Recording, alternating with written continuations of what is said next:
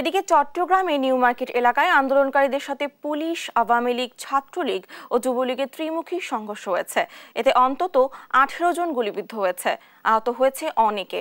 এ নিয়ে বিস্তারিত জানাচ্ছেন সহকর্মী একেএম নাজিম। বৈষম্য বিরোধী ছাত্র আন্দোলনের যে অসহযোগ আন্দোলন চলছে সেটি আজ চট্টগ্রাম শুরু হয়েছিল। চট্টগ্রামে আমরা যেটি দেখেছি, সকাল 10:30 থেকে যারা ছাত্র রয়েছেন তারা চট্টগ্রাম নগর নিউ মার্কেটে অবস্থান নিয়েছিল। তারপরই তারা এখানে প্রায় ঘন্টাখানেক অবস্থান নেয়। তারপর আমরা যেটি দেখেছি, বৈষম্য বিরোধী ছাত্র আন্দোলনের সাথে আসলে বিভিন্ন পেশার মানুষ তাদের সাথে যোগ দিয়েছেন এবং তারা ওখানে দাঁড়িয়ে বিভিন্ন ধরনের স্লোগান দিচ্ছেন এবং তাদের দাবি দেওয়া পূরণ হওয়ার জন্য তারা স্লোগান দিচ্ছেন। তারপর আমরা দেখেছি পুলিশের সাথে তারপরেই নগর নিউ মার্কেট এলাকায় পুলিশের সাথে সংঘর্ষ হয়। তাদের সাথে আমরা যেটি দেখেছি, বিভিন্ন যারা রয়েছে আপনার সরকার দলীয় যারা নেতাকর্মী রয়েছে তারাও যোগ দিয়েছিলেন এবং এই ক্ষেত্রে আমরা যেটি দেখেছি উভয়ের প্রায় বেশ কয়েকজন আহত হয়েছেন এবং গুলিবিদ্ধ হয়েছেন। এখন যেটি দেখছি পুরো চট্টগ্রামের নিউ মার্কেট, কাজডিউরি সহ গুরুত্বপূর্ণ জায়গাগুলোতে থমথম অবস্থা বিরাজ করছে এবং আইন শৃঙ্খলা বাহিনীর যারা সদস্যরা রয়েছেন তারা কঠোর অবস্থানে রয়েছেন। পাশাপাশি আইন শৃঙ্খলা বাহিনীর সাথে যারা সরকার দলীয় লোকজন, ছাত্রলীগ, যুবলীগের ছেলেরা তারাও বিভিন্ন চট্টগ্রাম নগরের বিভিন্ন মোড়ে মোড়ে অবস্থান নিয়েছেন।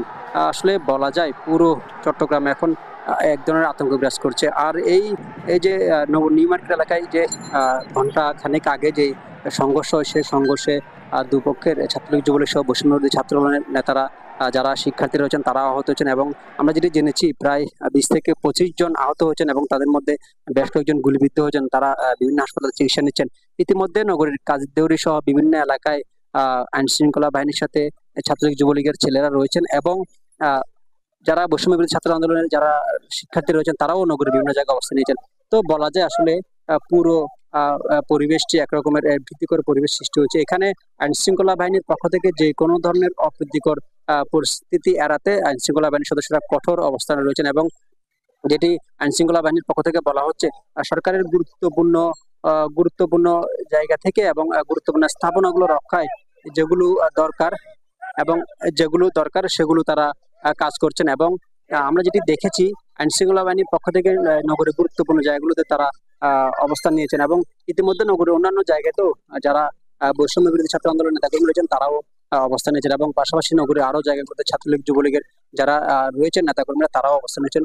কিন্তু বলা যায় পুরো আসলে পরিস্থিতি আসলে থমথমে অবস্থা বিরাজ করছে। কারণ যে সংঘর্ষ, সেই সংঘর্ষের কারণে পুরো চট্টগ্রামের এক ধরনের থমথমে পরিস্থিতি বিরাজ করছে। কিন্তু পুলিশের সাথে ছাত্রলীগ, যুবলীগের নেতাকর্মী রয়েছেন এক পাশে, অন্য পাশে আমরা যেটি জেনেছি বৈষম্য ছাত্র আন্দোলনের নেতাকর্মীরাও রয়েছেন। কিন্তু সবাই আসলে তারা তাদের রকম প্রস্তুতি নিয়ে রেখেছেন।